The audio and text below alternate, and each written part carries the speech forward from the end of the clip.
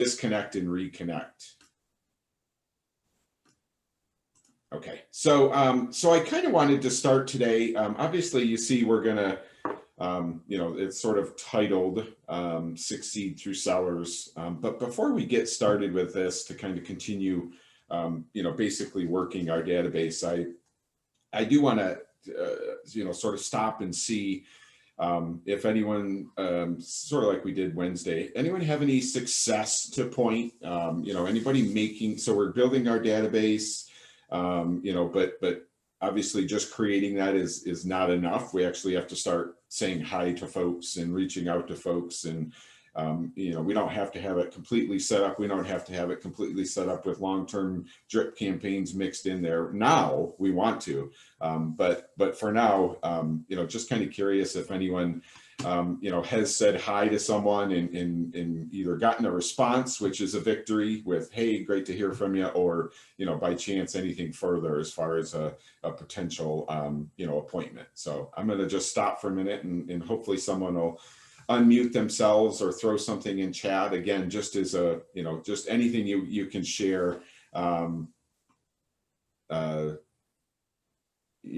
far as a positive goes with the group.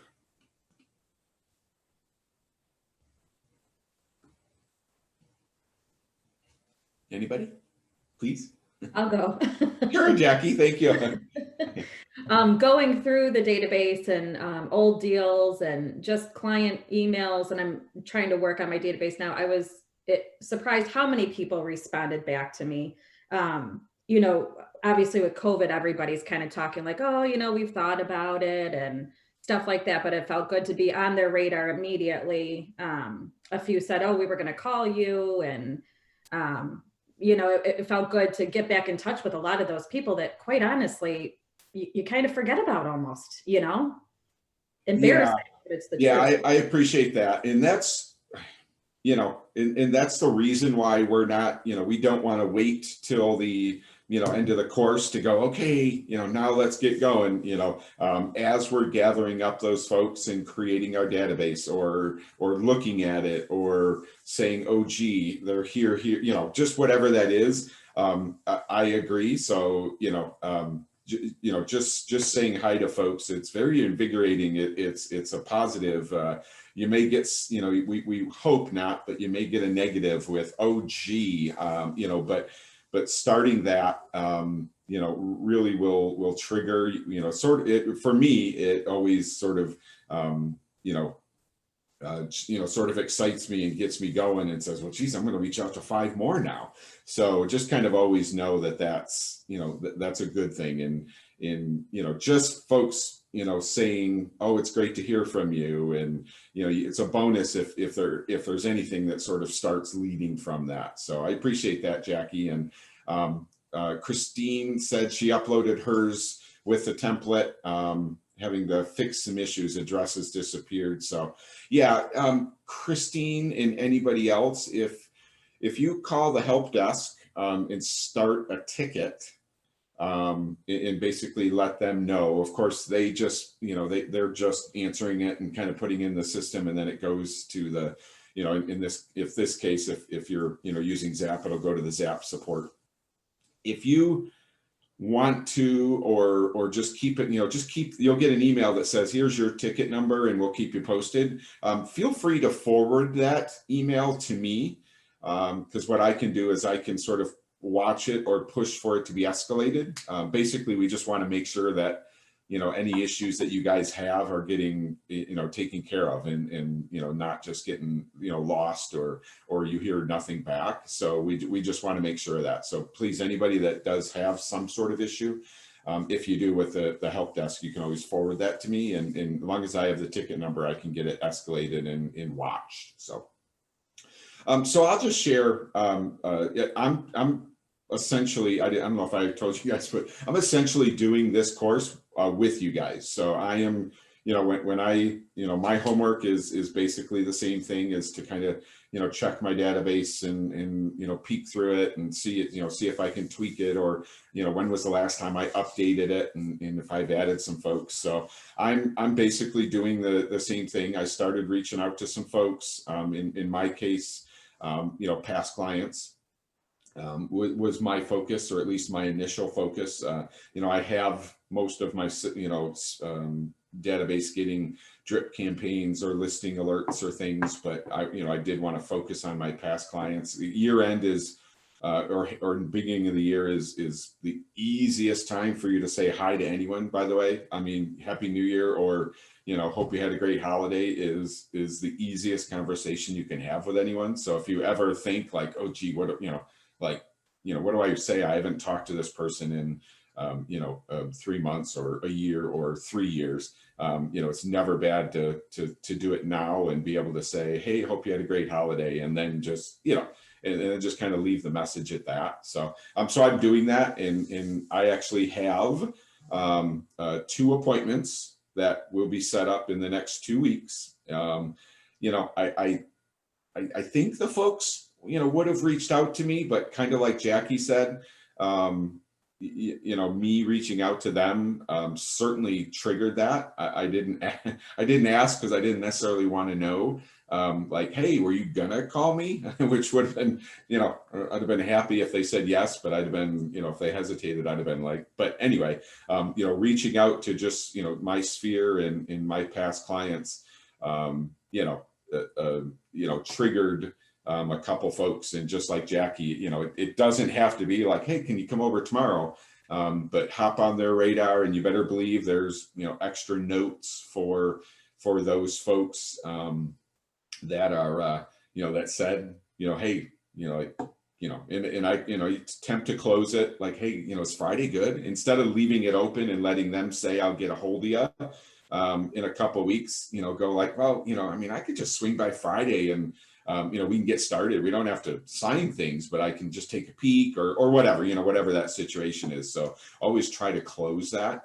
And I talk about past clients, and Jackie was reaching out to folks, but, for any of our newer folks or, newer agents, just realize that that's your family, that's your friends, that's your neighbors. That's, these are just folks we reached out to.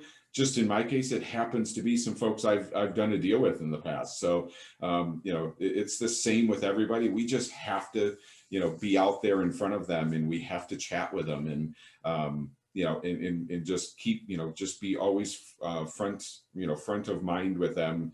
Again, not always expecting that person to stand up and go, oh, we've decided to do something. But be, sort of be in their radar for when they hear one of their sphere, one of their friends, one of their coworkers say, hey, we're thinking about doing something. I need everyone in my sphere to go, hey, I got somebody you could at least talk to, and then get me in the door. So just please always just remember that. But anybody else have anything they want to add? Anybody reaching out to some folks and have a little success story they want to share?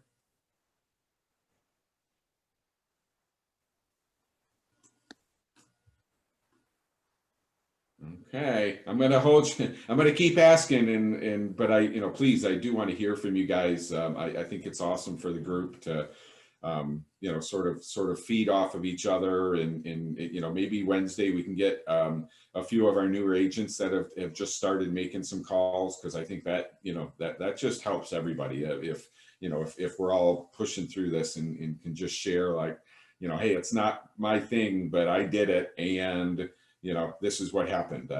First of all, I didn't, nothing bad happened. I actually got through to a few people. So please, let's continue to share those. We'll do that for the rest of the session, the rest of the course, but, before we get started in the actual session for that day. So so hopefully Wednesday we can get a few more of you guys to share some stuff. Okay, so let's get started with, today's session, Succeed Through Sellers. So similar to, I think Wednesday's session, we're going to be talking about sellers, I consider myself a listing agent. It's how I prefer to work. I know, I've met and know a lot of folks that, sort of either want or consider themselves buyers agents. So they prefer to work with buyers, which is I mean, completely fine, but just kind of know a similar, you know, what we talk about today. You know, we talk a lot about sellers, but we're going to talk about finding sellers, how to work them, what we can do to, you know, to work them. But it, you know, it will relate to the buyer side. So just kind of, you know, if you are either thinking that or haven't figured out yet, you know, again, the new agents, you know, I just want deals. So I'll work with buyers, sellers, or anybody. You know, just know that as we continue to talk about, you know, sellers and sellers and sellers, you know, if we build our business and our reputation and work like we do, you know, it will work completely fine with the buyer side, and help you get buyers and attract buyers and be successful with them as well. So just kind of wanted to make sure you guys knew that. So, you know, we always start with the focus piece. And again, you know, for me, for you guys to show up today and be ready to do this and want to do this, you know, already starts, you know, telling me that you guys are, you know, I say on the path, but, you know, you guys want to do something with your business. And obviously, if you're here in a class like this, you want to grow it, you want to be more successful, you want to continue what you're doing, that kind of thing. So, you know, but a lot of folks will say, you know, working with, you know, having inventory and working with listings will help you sustain a long-term career. So, and there's a few things that, you know, I say to that. Again, you know, nothing wrong. I know some very, very successful buyers agents and they're, you know, long-term buyers agents, but you know, there's a lot that goes into working with buyers. They can take more time, they can be more frustrating, you know, but working with listings, you know, a sign in the ground gets you marketing, free marketing, besides the cost of the sign. But, you know, I mean, just so there's a lot that goes into having a listing. Obviously, agents, you know, I can list something today, go through that process, but this, you know, when I put it in the ground, you know, I'm continuing to market it and things like that. Of course, you know, I can't just put the sign in the ground and be done. But basically I can move on to the next, like, okay, where's my next listing coming from? Okay, where's my next one coming from?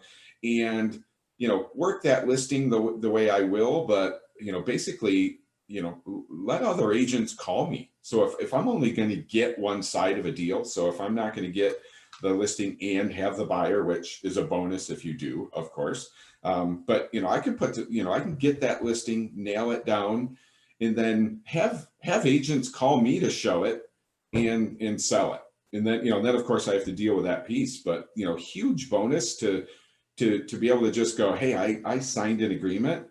I'm on to the next one because I need to find my next listing. And then I'm working that one with, you know, if you're a buyer, you know, you can't show 5 buyers properties at the same time.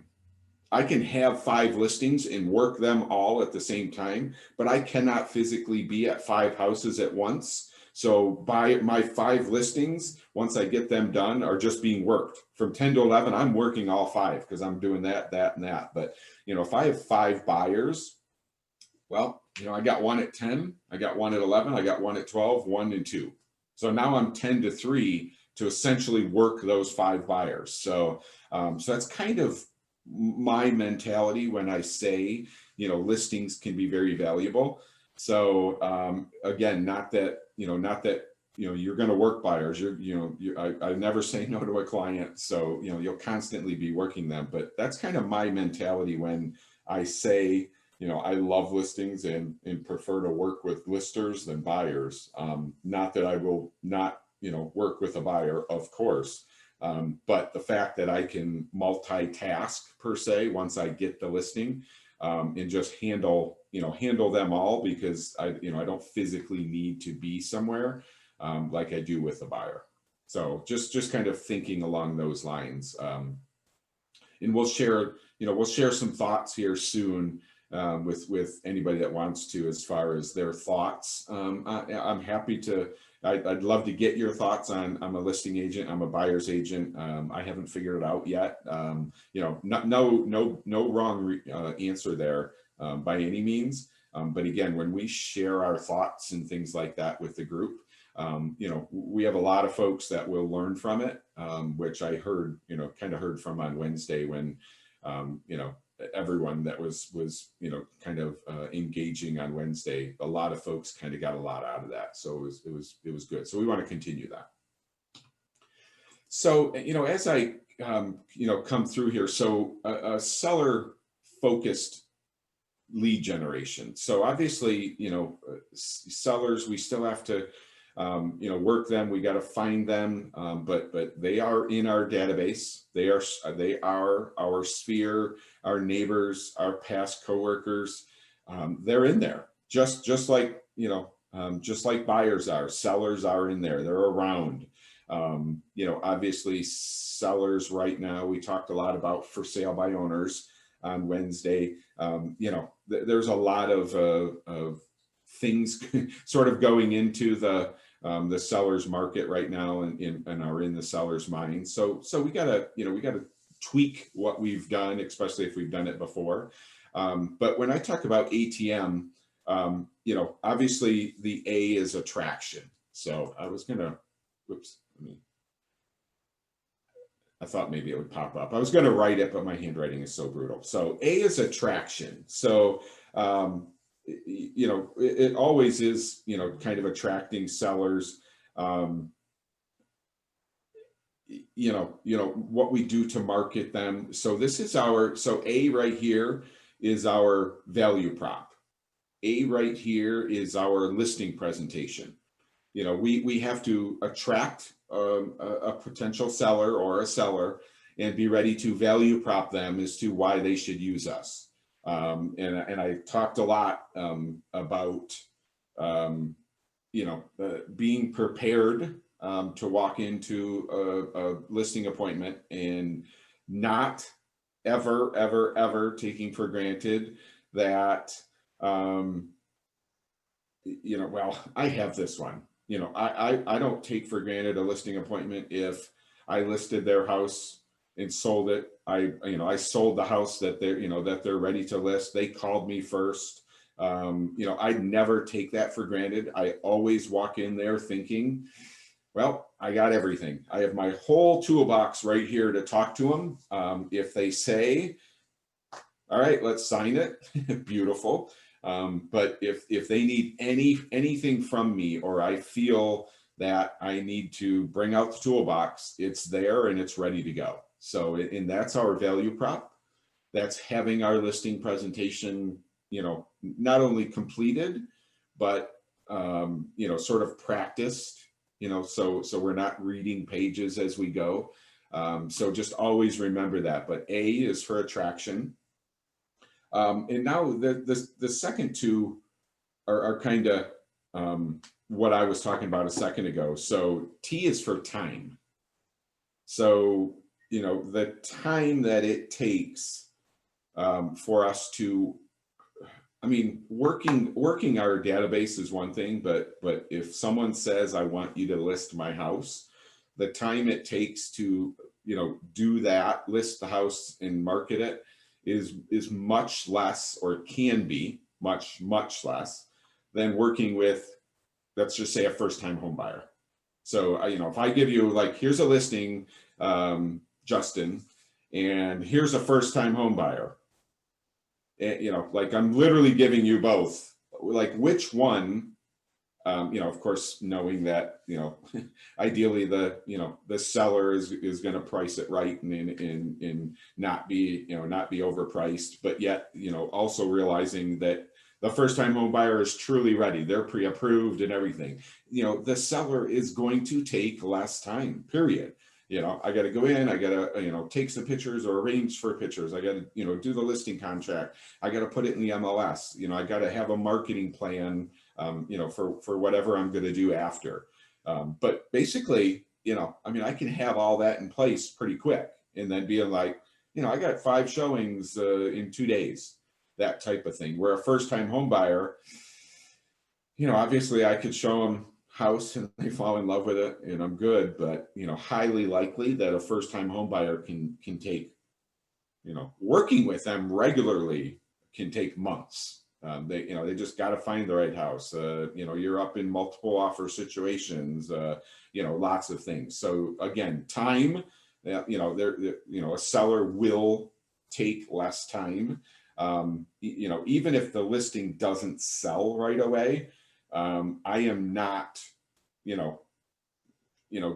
working on that listing for 2 hours or 3 hours every other day, or an hour every other day, like I would if a first time home buyer said, hey, I want to see that property, and we get him in there. Oh, I want to see this one now, and we'll show them because they want to see it and they're ready to buy. We're not just wasting time, but again, that seller will just take less time. So that's again, the thought on focusing on a seller, sort of a listing based business. And then the last one, it's just money. So ATM, obviously, the last one will be money. And we talk about,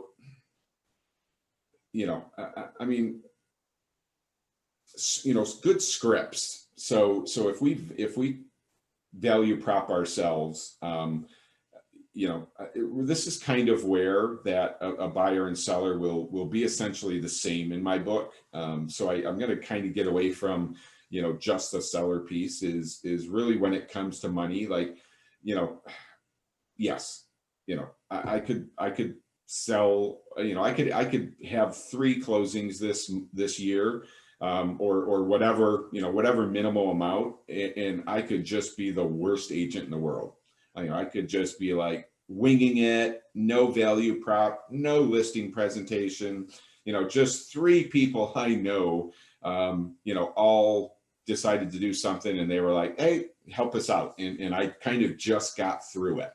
But the fact is we're going to make more money, period, if we've created the value prop, if we have a listing presentation, if we have a buyer presentation, if we have those things and we're using good scripts, if we're closing deals, if we're working our database, we will make more money. And we're going to make more money without working 24/7, without thinking that we, need to, just go overboard on the time we put into it. Because, if we have I think Dan had said in one of the sessions, the elevator pitch. So if we have our elevator pitch down, the fact is when I have that down, and that's the value prop, that's that's like if I put a buyer in front of Justin today and said, you got 30 seconds, you got a minute, otherwise that guy's going somewhere else, are you prepared to do that? Are you prepared to sell me on why I should use you, or give you an appointment?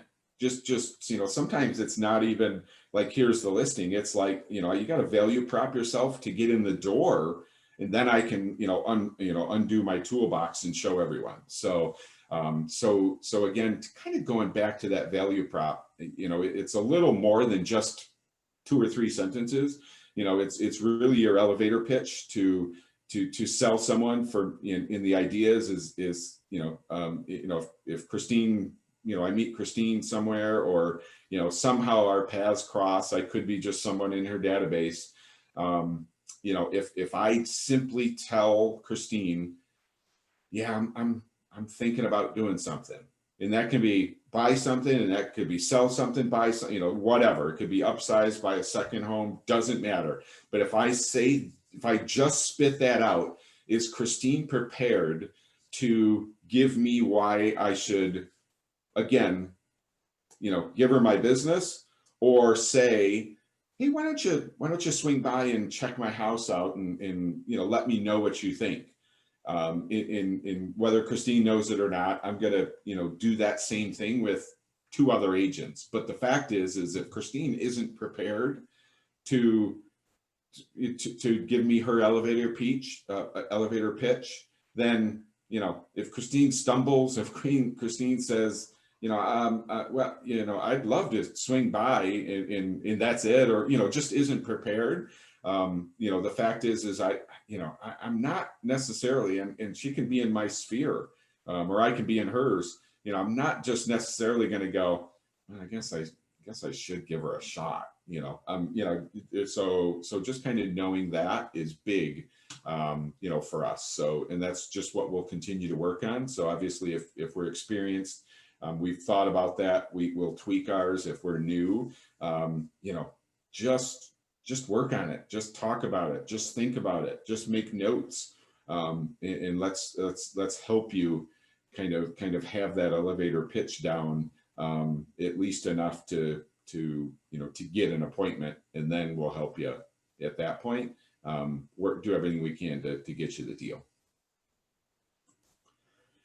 So, and this is kind of, when we talk about writing things down, the biggest, so obviously, what I've accomplished in my solutions, but when we truly realize what our challenges are, what I struggle at, just know that'll be a huge win in your book if you acknowledge that, I don't like doing that, or I'm not really good at that, or those things, because then that gives us something to work on and get better at. So always like, hey, I did this, but if we are able to tell ourselves or be honest with ourselves and being like, I didn't do that, or man, I struggle with that, that just always kind of realize that's a piece that can help us grow and get better. So I'm gonna kind of jump up to, sorry, I'm gonna just skip through this. So seller path to profitability. So before we get started here, and this will obviously get us through the rest of this session, I want to just take a second and hopefully someone will unmute themselves or share their thoughts, at least to date. So and I'm not, if you're new and haven't figured it out, I'd love to hear that.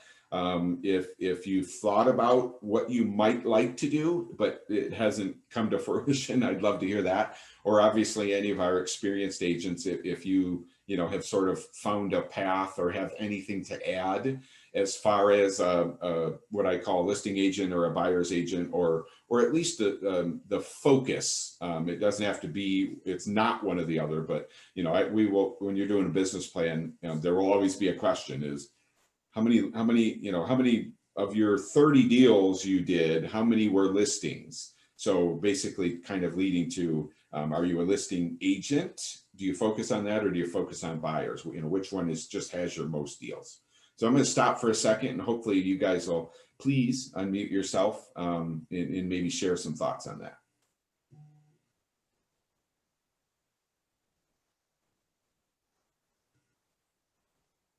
Justin, Darlene, Jackie? I had to complete an awards information document for the Lancaster Board of Realtors, and had a good year, and turned out that I actually had more listings than buyers this year. It isn't the first year that I transitioned into that, because most of my sellers end up being buyers. But I did notice where I actually took care of more listings this year than I did buyers. Oh, very cool. So not necessarily on purpose, where you're just working everybody per se. And this past year, it happened to be that you worked with more listers. So that's cool. Yeah, I actually had lots, more building lots available for sale this year than before as well.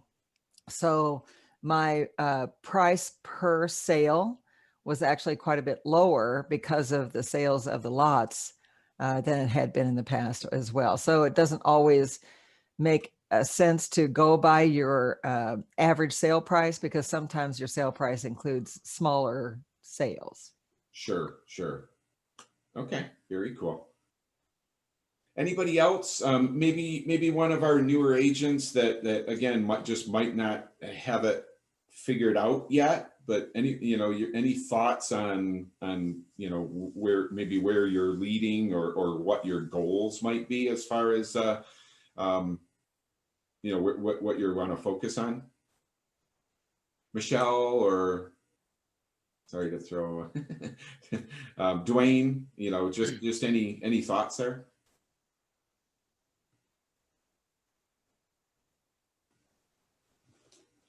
Hey, Wayne. Yes. This is Lisa. Since no one's responded yet, I thought I'd throw myself in. No, I appreciate that. Sorry, it took me a while to get on. My computer's dying and I've got a new one. I just got to move everything over. Anyway, so looking at my sales last year was good, but I am not a seller agent per se. I'd like to be more. So I need to work on that, but I'd say mine's more 80% buyer, 20% seller. One of the big challenges this year was the one listing I did have. Well, I had a couple, but the one listing I had was a very niche property, not for everyone, very more tailored to a snowbird. Okay, so while the people selling are always worried about their next house to buy in the seller's market because there's multiple offers, then that was very challenging. And I reached out to trying to think of different marketing ideas instead of postcards and a sign in the yard. That doesn't do anything, especially if it's a condo in a niche area. So I had to reach out like to Megan and relocation and think about some of the people that live in that building and see where they came from. And like, I know Honda has a lot of people relocating to the area, and that might be more of a perfect fit for them. But it was a challenge. So I was very disappointed because they wanted to take it off the market in right around the election time because of the election and because of COVID. So I'm going to try and hit them up again in the next month and see if they'll, take me on again as their selling agent. So if anybody has any tips or pointers, that'd be great there.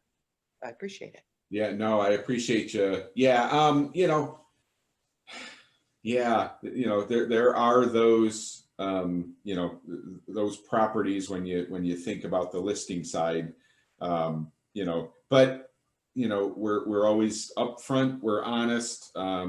If it's if I know it's going to be a certain our buyer. So I always kind of look at listings. One of the first things when we try to price it is obviously 3-bedroom, 2-bath, 1,500 square foot, or whatever the stats are. But my second piece right behind it is how big is our buyer pool, and that will be a strong determination of what a listing price will be.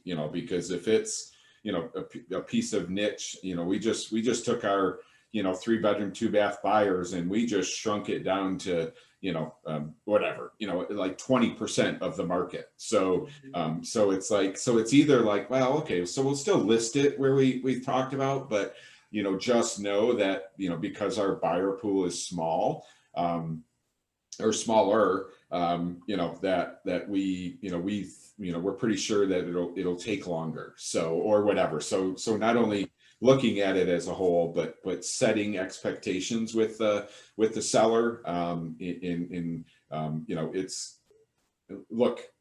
If I'm in a market, all I have to do is just know enough. I can, first of all, our clients do their homework, whether it's right or not, but they're online, they're seeing that things are just selling. And I just mentioned it once to a friend of mine that I'm thinking about it, and they go, oh my gosh, the market's crazy. Things are going, in a day for well over asking. And, they have no idea what my house is or if I'd be in that situation. So, I go to a client, a listing client, in their mind, they're going, you're going to list this, it's going to sell in a day, and we're going to get more that we're asking. So, setting expectations is always big.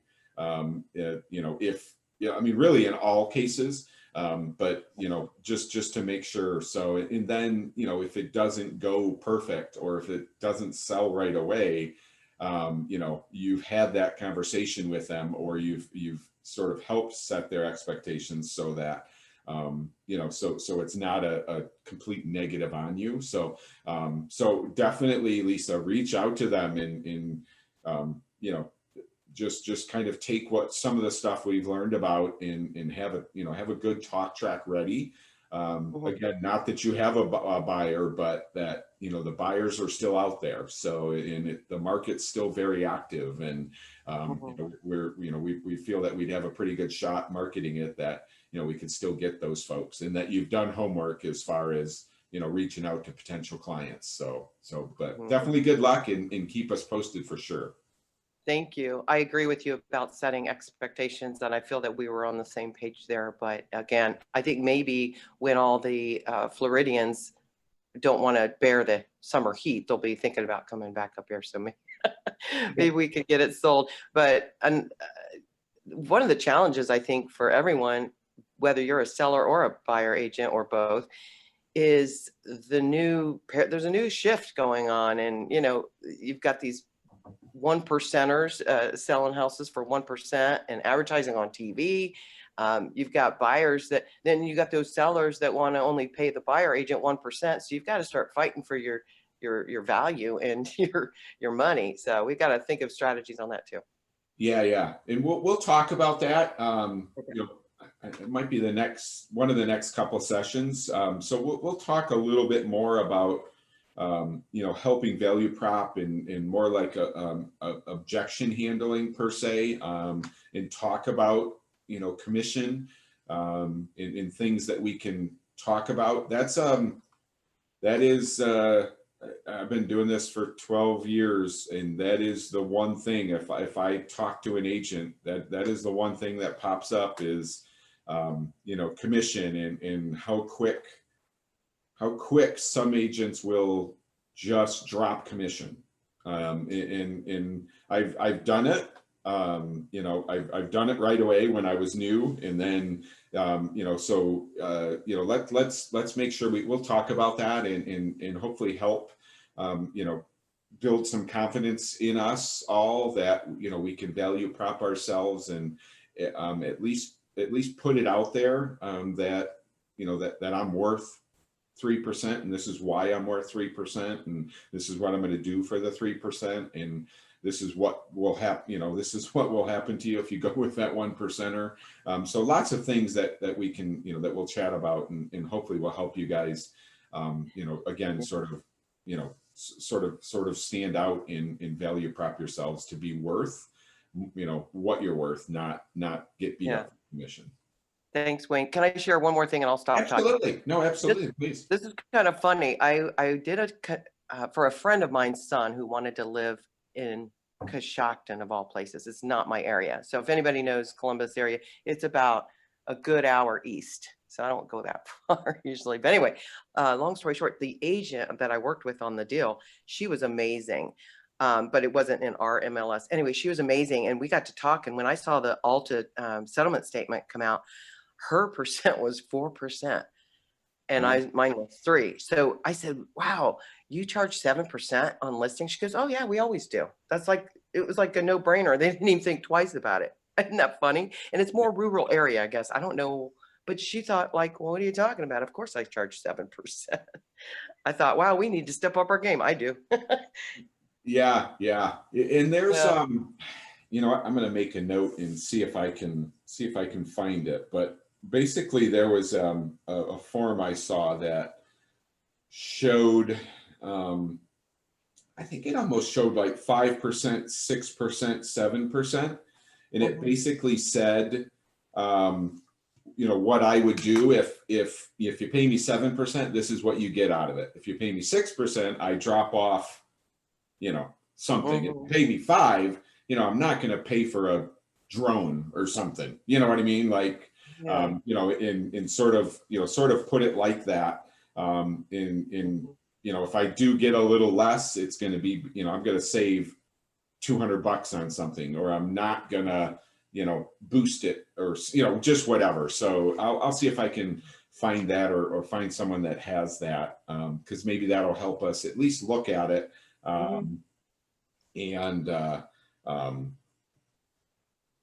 and help us, use that as a tool and an objection handling tool. Thanks. Absolutely. And then just a couple folks put in chat. Michelle, she said, I'm starting from scratch. I'm going to work with someone to strategize how to market myself and brand, and I might hire someone. So, branding yourself is can be very valuable. So, just know that, we do have some folks in the company that have done that or are working on that. And some of them are newer agents. So Michelle, please, don't hesitate to reach out, and maybe we can put you in contact with a few folks to sort of help you start figuring that out. And then Holly, I'm still trying to figure it out. I plan on working with buyers and sellers. Oh, great, meeting with another agent. So yeah, you can have a thought like, hey, I want to be a seller's agent, and kind of thinking if you're newer, but definitely work with everyone, and just continue to tweak, what's best for you and what you like to do and what you prefer to do. And, it'll come to the front, as you're going, as you're doing deal after deal. There are negative deals with sellers. There are negative deals with buyers. There's agents or listing agents or listers, sellers that walk.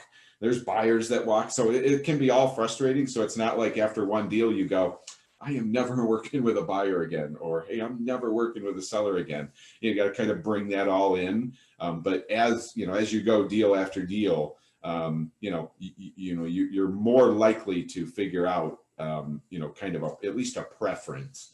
But again, it's never one or the other. I mean, unless you have a buyer's agent working on a team and you don't even deal with them, it'll never be one or the other. We're always working both. But most of the time it'll jump to the front where at least you have a preference, or, where your focus is. And then you're just kind of working everybody. So thank you guys for that. I appreciate your input there. So let's focus on sellers. So obviously we know we need to attract them, to find them. So we're working our sphere. We're working, our entire database. We're farming where we're working, our neighborhood, my neighborhood, a certain neighborhood, a certain price range, lakefront condos, whatever. So obviously we're working them. But, really when if you get your very first listing, obviously, well, really we're here all the time, but, we're here to help you guys and get to, help you get things in place. But really, once you start working with listers, sellers, the goal is to start building your system, to kind of know, everything you do. And this is what I do. So I get a listing appointment, we sign paperwork. This is what happens from that point on. So including, getting it in the system, marketing it, signing, all of that piece. So, just kind of know, that's kind of that first piece. So this is the piece that kind of, you should be pre-qualifying sellers. And if you're working with buyers, you 100% have to pre-qualify buyers. So we can, it is not beneficial for us to get a call from John or get an online lead and they go, I want to see 123 Main Street, and we just hop in the car and go. So, kind of the same thing with sellers. So, this is going to be, I'll send you these slides because really this is a piece that we just kind of have all this stuff, and we'll tweak our system as we go. But having a certain conversation, asking certain questions will lead to, like, do I want this listing? Are they going to be realistic on price? Is the condition realistic? Lots of different things that we'll start figuring out as we talk to them. So, you'll quickly determine the seller's motivators and level of motivation. What are they looking for in an agent? idea of what price. So these are all great things when I have this initial conversation. So this is not quite my elevator pitch, but if I sort of have to pre-qualify them as my elevator pitch, then I better have this down a little bit. I better have 4 questions that I ask. I run into Darlene at the store. She says, "Hey, we're thinking about doing something. What are the, she's a buyer. I ask these 3 questions. She's a seller. I ask these 3 questions, and I have to value prop myself enough to get her to allow me to call her later, and then I can kind of pre-qualify her more, or potentially get in the door. So again, that's my goal. I can't have Darlene say, we're thinking about doing something. I'll reach out, Darlene says, I'll reach out to you and let you know. That is not a victory in my book. I need to be able to tell, to get Darlene to agree to have me call her and ask her, a few questions, or get in the door at the house. And that's what I have to do in my communications with the potential seller. So this is actually, this is kind of cool right here is what questions should you ask? And obviously it's, you can see there are, whoops, apologize. There are 12 of them, and then there's a 13 that you can just add one. So, that's a lot. So I'm not going to ask 12 questions to Darlene at the store. So, but, if that's my shot to get in the door, I'm going to look at these 12 questions and go, well, I'm going to ask why you're selling. And then maybe I'm going to ask, have you ever sold, I got to pick out 2 or 3 that I can have that question with. If I can get in the door or get a follow-up call with Darlene, whatever I can do to still make that appointment. I have a shot to ask more of these. But if I just start with a question and then kind of know, like, okay, now I'm going to ask, now I'm going to ask, now I'm going to ask, and see if I can get the rapport going. It's very important. But, again, we have to ask these questions with buyers. We have to figure them out. Are you why are you buying? What are your needs? Are you pre-qualified? Things like that. So again, I don't want to, we're focusing on sellers here, but I if you have any questions about sort of buyer side, please let us know, because I'm happy to, help with those as well. So, just sort of asking those questions, and then listening. So I don't go, why are you selling? Like, how soon do you need to be there? And do you already have an agent? I don't want to ask 3, I want to ask one question and shut up, and then let them answer. And then just know, like, well, I really don't, they just answered, how quick they're doing it. So I'm certainly not going to ask that question. You know what I mean? So just asking a few questions to build the rapport, to start value propping yourself, is big. But again, we cannot hear the words, we are thinking about doing something, and leave it in their hands to come back to me. We need to essentially close it with, can I call you later? I'll email you, some information. We need to do something to get in the door and have an appointment, because otherwise they're going to leave there and they're going to talk to one other person at the next stop or at work. And what if that person said, oh, I know Justin, you got to call Justin. And they're like, oh, but yeah, just give me Justin's number. And they totally forgot about Wayne. Or now I'm in now I'm in competition. Really the ultimate goal in they're likely to interview other folks, but the ultimate goal was for me to have a conversation, and then for Darlene to go to work and go, yeah, I'm thinking about doing something, and have Jackie go, well, Justin's a great agent, you should call him. And I need Darlene to go, no, Wayne, I'm pretty good with Wayne right now, but I'll let you know. You know what I mean? So that's our goal. So, for us to be in the conversation, to have a shot, And for us, first of all, to have that shot is number one.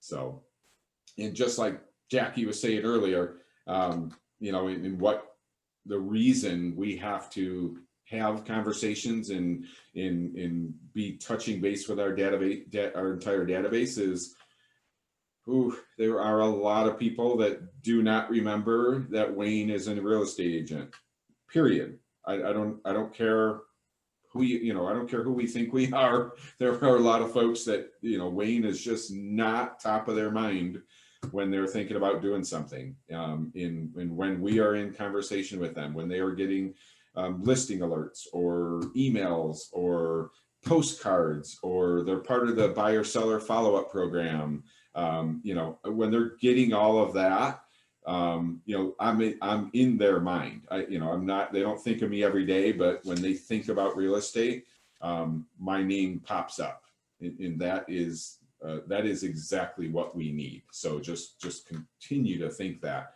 and that's why we need to have conversations with folks in our database yesterday. So, and that's why we'll continue talking about that.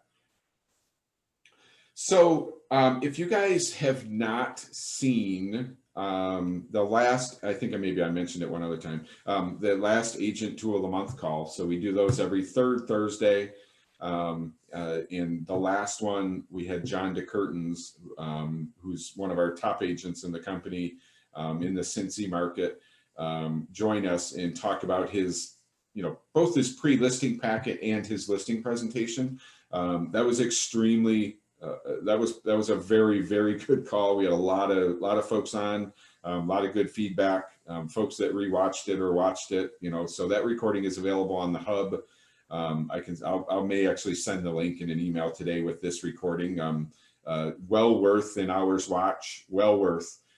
If you haven't, if you didn't watch it or have questions on a pre-listing packet / listing presentation. But so we talk about a pre-listing packet. This is, John was very clear by saying that, if he has an appointment Saturday to go list a house, today or tomorrow, he will drop off a packet to start getting those folks ready, to start, informing them of kind of what's happening and what he needs and who he is and what the process is. So there's an owner broker in one of the top teams in the Oklahoma market. Super nice guy. His pre-listing packet is FedExed to the folks, and that's a very, very, it's $21 or whatever a FedEx is now, but you get a FedEx from an agent with paperwork for an appointment that's coming up, or sometimes he will use it in the right situation for a potential client, not even that he has the appointment, but you get a FedEx from an agent and it's got some paperwork that will prepare them or help them or, start value propping that agent. That's pretty powerful. So, that's just one, that's just what he chooses to do. John, which to me is very valuable.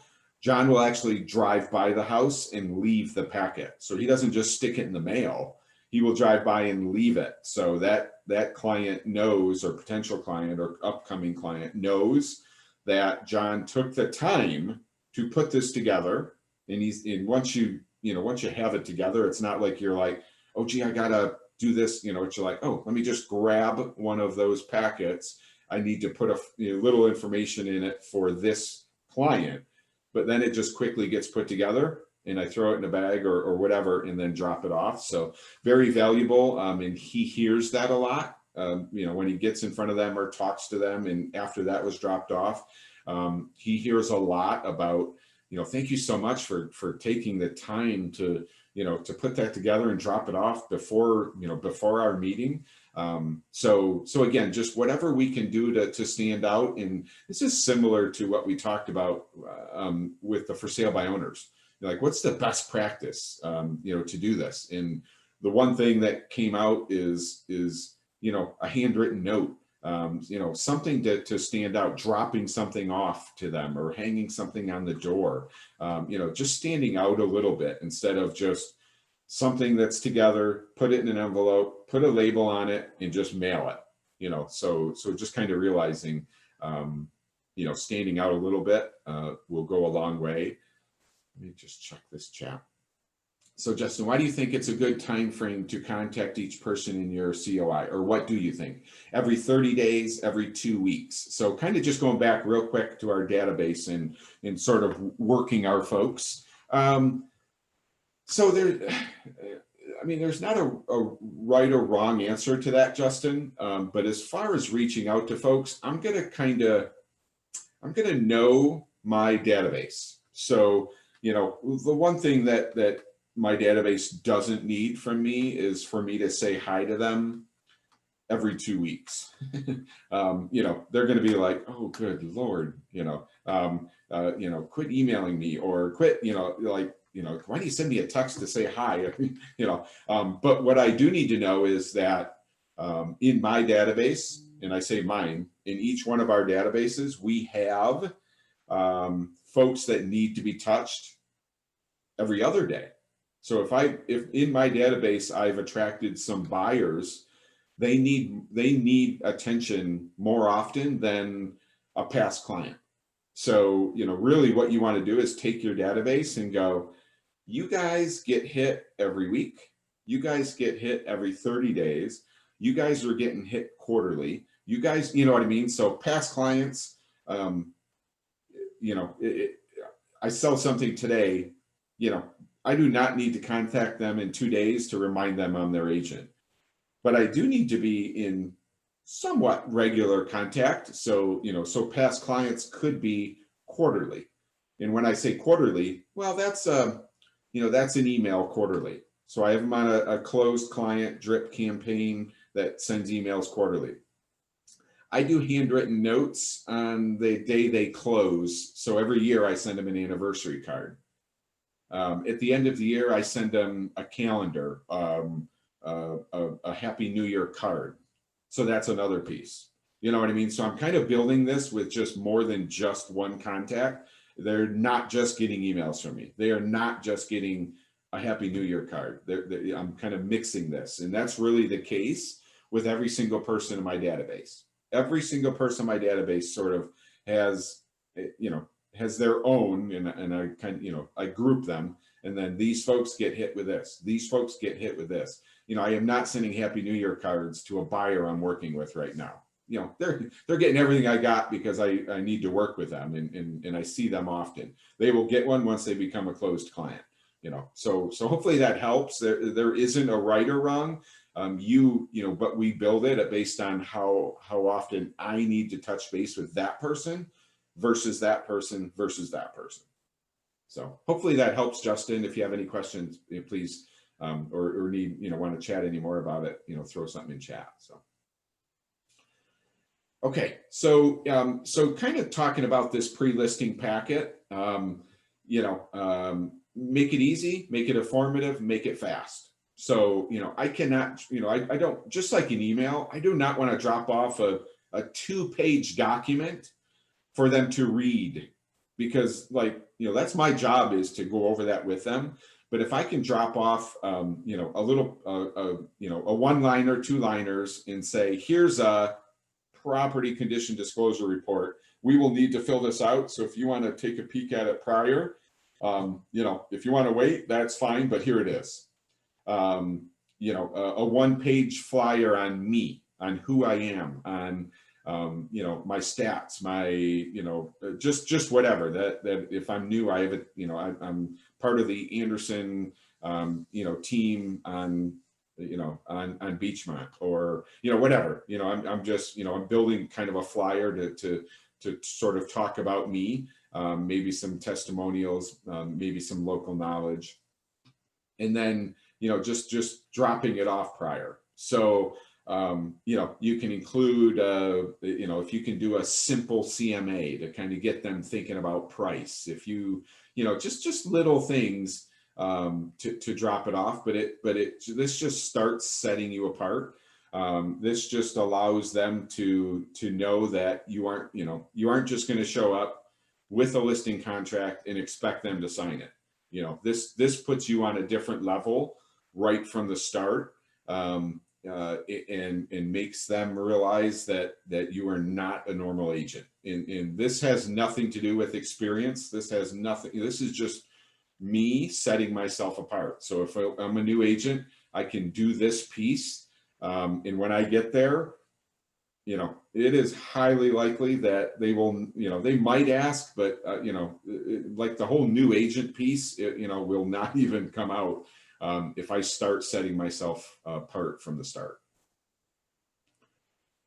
So I will ask as we go through here, this obviously for anybody that's on, been on a listing appointment, or, some of our more experienced agents.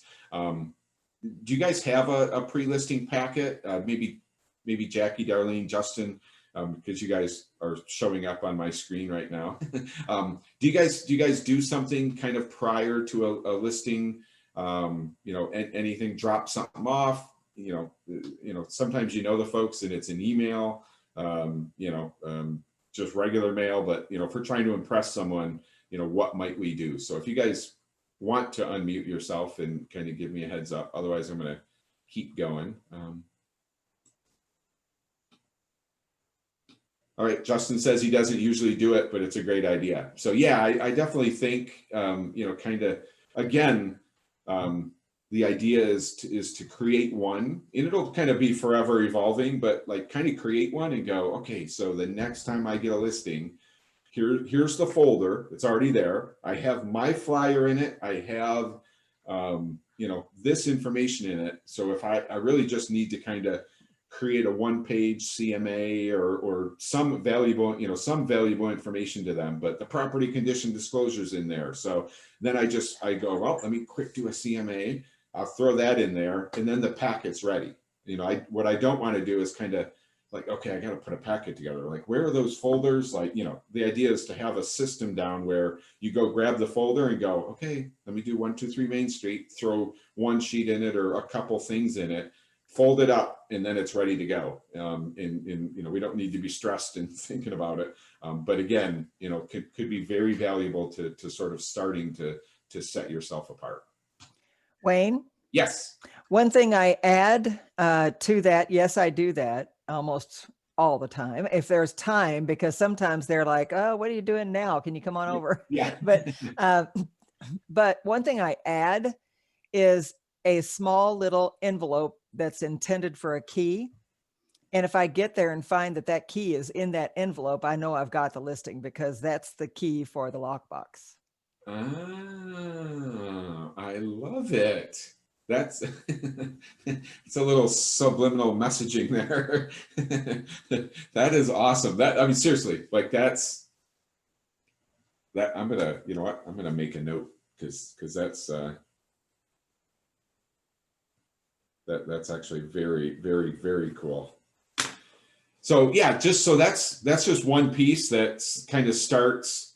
Yeah, Denise, I wrote it down too. Like Denise is like, thanks, I just wrote that down, because that's very interesting. You could do that, like, that just makes me think, like, you could have a contact sheet or something that, like, just fill this out, and then when I get there, I'll have, there's a few things that you can do to, to sort of, if it's filled out or the keys in the envelope or the keys sitting on it.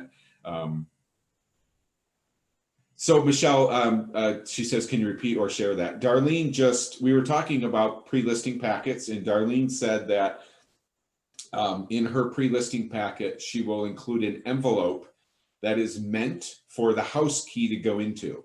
So, put the, this is for the house key. This will be the one I put in the lockbox, whatever message. But basically when she gets there, if the key's out, if the key's in the envelope, it's basically ready for Darlene to move forward and know that, she's going to take the key with her, or have the key for in the for the lockbox. So basically, an envelope for the key is in the listing packet, and she gets there, the keys in the envelope or around, it's got a pretty good idea that they'll be ready to do something with her. So very cool. Yeah, apparently our audio broke up there for a minute, so glad. That was awesome, Darlene. Thank you. So yeah, I'm going to go back to chat real quick. Jackie said she basically does the same thing, kind of puts a packet together and drops it off. Look, there's nothing better than, I don't need to even focus on a pre-listing packet if they're like, come over now, or that's I say the worst problem to have. I was like, oh, I didn't have time to do a pre-listing packet, but they said come over now. So so that's a great problem to have, is to not have to worry about the pre-listing packet, because basically you're in the door. And but again, I'll just kind of re-stress, someone tells Darlene to, like, hey, can you swing by now? Pretty good idea that they might just use Darlene, or Darlene's their agent, but Darlene has to be prepared for them to ask a question. Whatever, I mean, she can think, oh man, this listing's mine. I don't have to do much homework to get ready for it. I don't need to value prop myself because it's a past client. But we always have to be prepared with that value prop, with that listing presentation, having knowledge of the market, things like that, because that seller, can easily ask one question. And if we're not prepared or have a talk track, we could lose a little steam on their end. So, so just kind of always know that there are times that the listing's yours. Like, you're not gonna have to go up and above and beyond prior. You still got to do your job once you get the listing, but but there's always a chance that someone's going to ask something that we have to be at least prepared for. So pre-listing packet, whether I'll either tell them that I'll be dropping something off, or sometimes we got to mail it because, maybe they're out of town and they can be an out of town seller, things like that. But just, talking about taking, having to send over some information that will speed up our meeting and make, help you make an informed decision. So, if I'm able to tell them that, or, hey, I'm going to send this over, it'd be awesome if you can just take a peek at it. Again, I'm starting to set myself apart, which is number one in my book. I need to know that they are probably or highly likely to interview more than one agent. What's that other agent doing? Who knows? But I can tell you in my market, in talking to like John DeCurtains and folks, there are folks that are not doing pre-listing packets, that are not prepared. Some of them are experienced agents that just show up and just expect to get the listing. So obviously we're just up at, we're up against a lot of folks, but in reality, it doesn't really matter who we're up against. It's more what we can do for ourselves. So, so just kind of always realize, I got it, great. If I didn't get it, well, I did everything I could. I was prepared. I did this, I did this, it just didn't work out. So these are some ideas. So we could, you could take this and it would be an awesome, an awesome piece to just be like, there's my pre-listing packet. But obviously just like everything we do, this can be tweaked. We can grab this and add to it and go, this is what I do. Oh, this is what I do. I do this piece, and talk to other agents, get other agents' feedback, things like that. But this is kind of a core of what might be a pre-listing packet. And you could be like, I don't really want to do a testimonial, or, I don't really want to, whatever, ask this, or I just put you're not putting your full marketing plan in there. You're not putting a lot of information in there. You're putting little tidbits to make sure they want to meet with you, because this is something that will likely be dropped off or mailed. So I can't give them my full toolbox.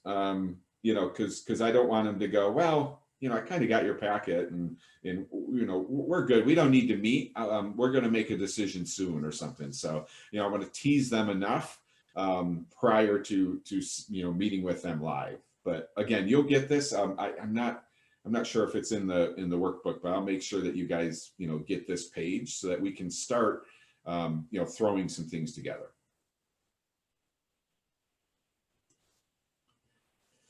So, so we kind of talked about this, but, you know, I asked the question prior to this, so I'll skip this. But again, please, anybody else that has any thoughts, please unmute yourself or chat as far as, you know, like I'll go back one page. Some of these things, you know, boy, we could probably create a one pager, maybe see if some agents have these.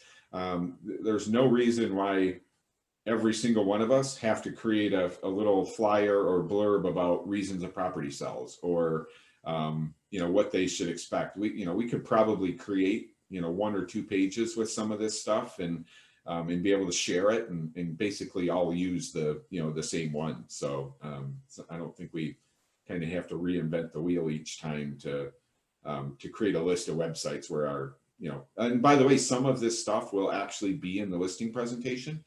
So there's a page on a picture of all where the, you know, you list a property with me. These are some of the major sites that the listing goes to. So certainly some ways we can, you know, we can kind of create that or help you create it. So, you know, so that's going to be some of our homework for this week. You know, I think if we think about it and start creating some ideas, let's chat about it Wednesday, and, you know, let's see if we can, you know, kind of divide and conquer and help each other create a pre-listing packet, or come up with, you know, at least 5 things that need to be in your pre-listing packet. And I'm going to make a note and see if I can gather up maybe a couple agents pre-listing packet and see if we can kind of use them or, you know, grab some information from it and tweak it to our own. Okay, so let me check time. So we got about 13 minutes to go. So we'll keep going. But again, please, you know, unmute yourself, ask any questions as we're going through here in chat, or unmute yourself. Definitely want to, you know, kind of continue our collaboration stuff as we go here. So listing presentation. So obviously I mentioned the, you know, the call we just had with John DeCurtains. You know, everything I talk to, read, you know, like Inman, NAR, National Association of Realtors, you know, national coaches and things, you know, every single agent that you know, that wants to be successful and not just get a listing because it's your family members. If you want to, you know, get a listing, fight for a listing, win a listing in multiple, you know, multiple appointments with agents, we need a listing presentation. You know, we do not always have to go through it. We don't always have to go through it page by page. The ERA listing presentation, I believe, is 54 pages.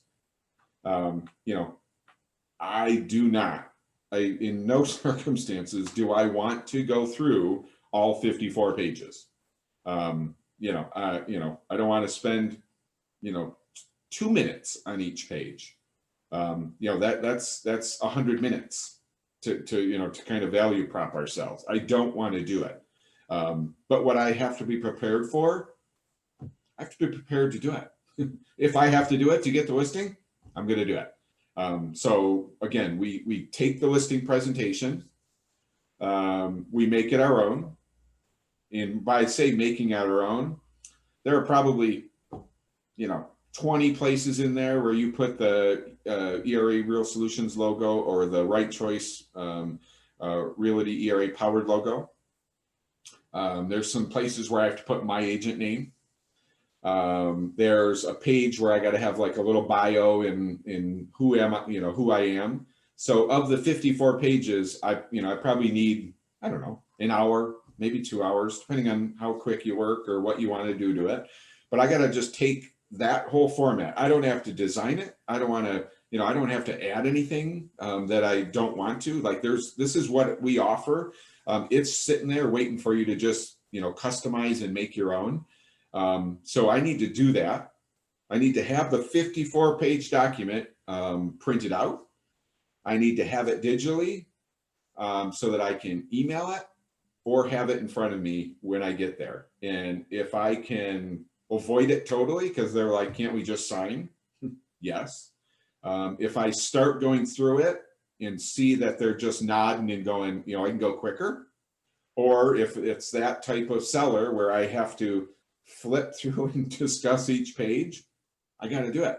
But if I don't have that, I just, like they're waiting for it. If I needed to go through it, if I didn't have it, I would not, I wouldn't even have a shot at the listing. So again, just very valuable that we have that listing presentation and be able to, to talk about it and pick out slides. If I just need to go through certain ones and go, hey, this, and then get their validation and then skip 5 pages and go, this is another piece that's cool. If that works, great. So, but if, again, cannot stress, if I do not have that listing presentation, I can make my own. I could use the ERA one. I don't care. But I need that, and I need to know that, what each page is, at least enough to, to be able to talk about it without reading the slides.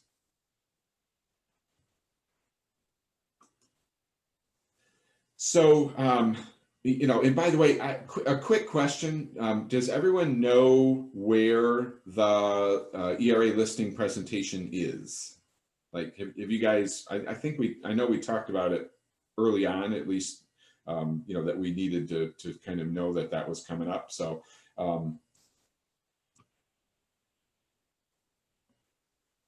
Denise. So Denise says, how do you package your presentation? 3-ring binder, or do you use a comb binder? So I mean, it's totally up to you. If you had, maybe some additional information, Nick, I will show you where the presentation is in just a second.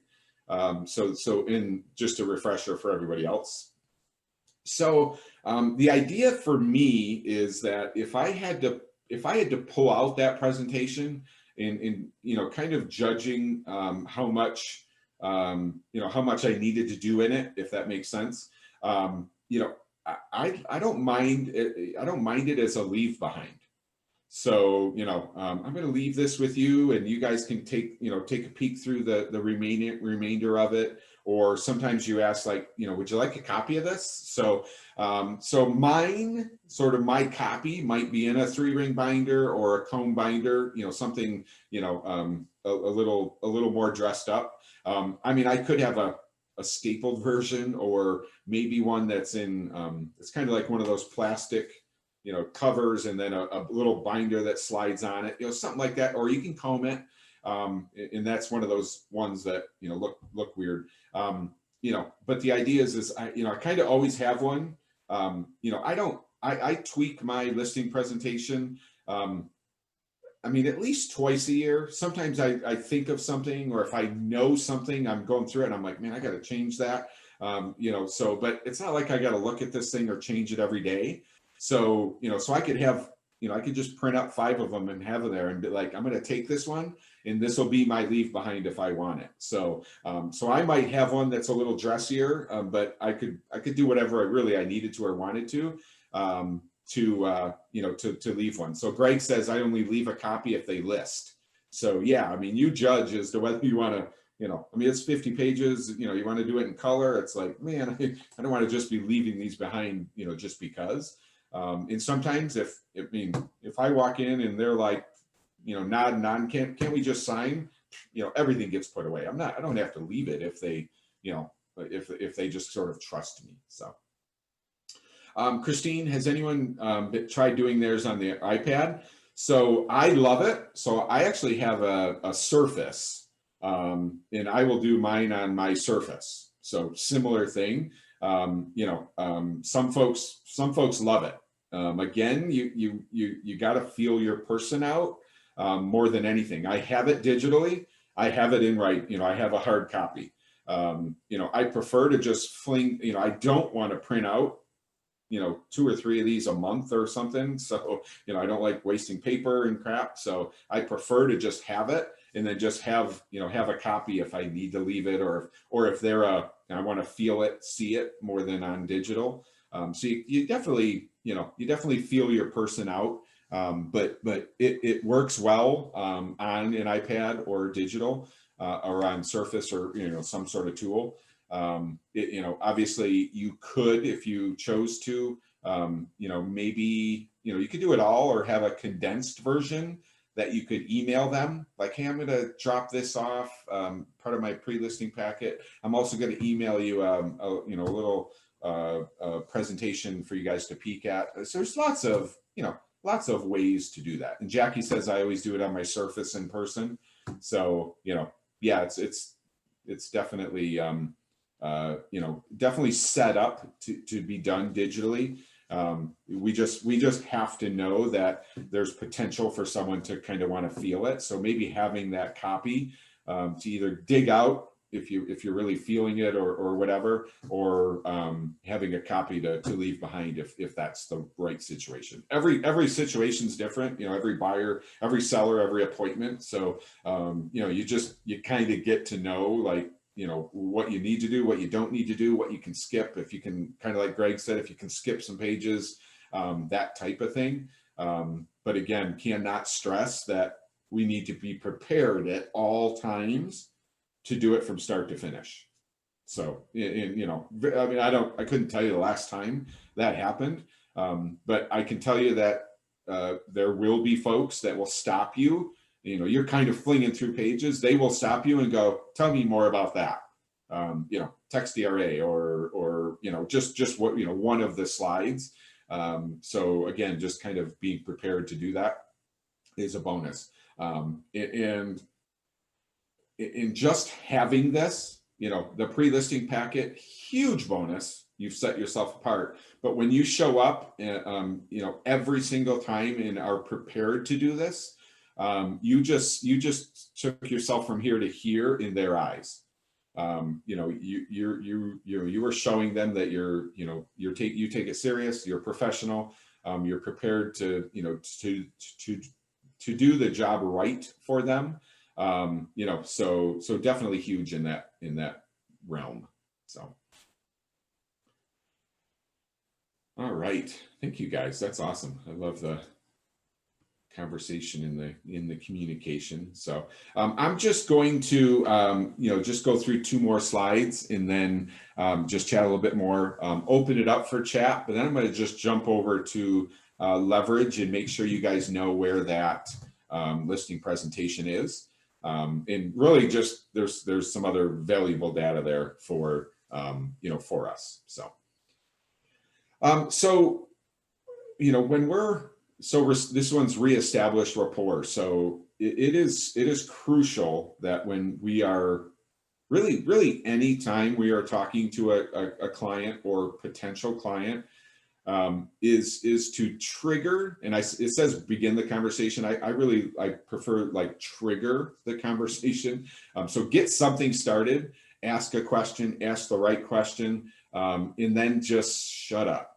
And I say that with the nicest, we have to listen. If we're just, if we're throwing things down a client's throat, and don't stop and listen, like we got to listen to them, and then we will know after they say something like, okay, so I'm going to go in this direction, or, oh, I better go in this direction, or I got to back up, or I better reiterate that, or I better slow down, or, there's lots of things, but, if we're just, kind of just throwing it out there, just know that we need to listen to them. First of all, we need the answer to the question, but the answer to the question is going to sort of lead us to our next step, or, if we have to move in this direction or this direction.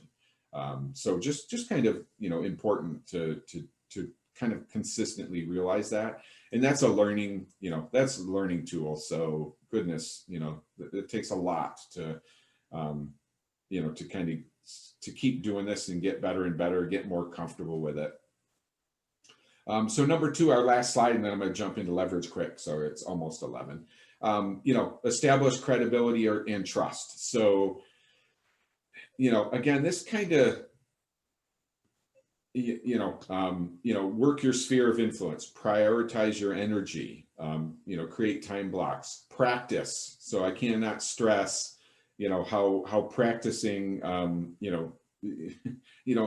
had agents do it in a mirror, or just talk about it, or just be thinking about it, reread a script so that, it doesn't look like you're reading the question. Go through your listing presentation 3 or 4 times, or once a week until it's down. Just having, start learning your talk tracks, so that things just come out naturally, is a big piece. Position yourself as a local professional, a local expert, and then reassure. So, a regular communication plan. So right here, this one slide is pretty much summing up all the classes to date. Working your sphere, working your calendar, practicing what we're preaching, and then position yourself as a local expert and have regular communication. That's basically one slide, is sort of summarizing our world to date. So I'm gonna, let me go to chat quick. I like to call it listening presentation. Oh, very good, Greg. I made some notes. I was on a call with our Right Choice folks, our Florida offices. We were able to join another Florida brokerage on a call, and there was his name was Jake. He was really, really good, and he threw out terms. Instead of calling it pricing, he would call it something. Instead of calling it a listing presentation, I love listening presentation. He was calling it, market, presentation, or he had some different verbiage. So I'll find that, because it was kind of cool to sort of just talk about it different than a listing presentation, throw out a different verbiage, and sort of make it unique to yourself. But Greg, thank you. I love listening presentation. That's awesome. So I'm gonna, if anybody has anything to add, oh yeah, prepares them for bunches of questions. I love it. Please, if anyone has anything to add, any thoughts, please unmute yourself, or type it in chat. I'm just gonna reshare my screen and get to, if I can figure out sorry, I'm just trying to, oh, this is great. Find the right slide I want to go to. So listing presentation in Leverage. So again, login for Leverage is your first name dot last name at era.com and your password. If you have to reset it, forgot password. But when I sign in here,